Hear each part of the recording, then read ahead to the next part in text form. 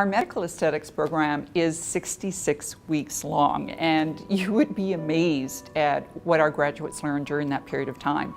So what you have to keep in mind is that most of our graduates are interested in either running their own businesses or they want to become part of a spa offering services.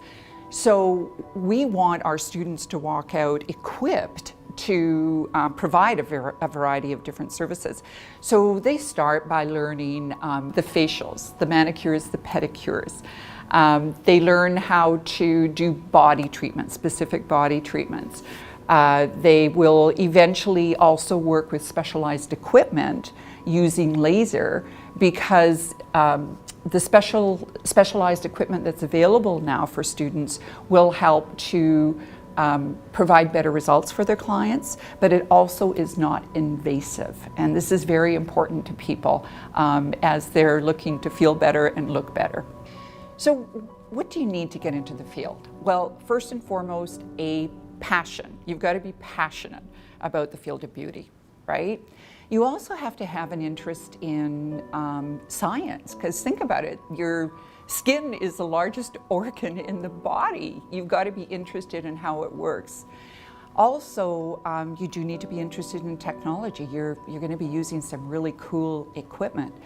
And also what's important is, as you build your clientele and you work with your customers, you know, you're going to have long-term relationships with your clients. And so it's very important that you care about them, that you're compassionate about what they need, and that you're there with them for the long term. One of the cool things is, while you're going through your program, you're going to start to better understand where you want to launch your career.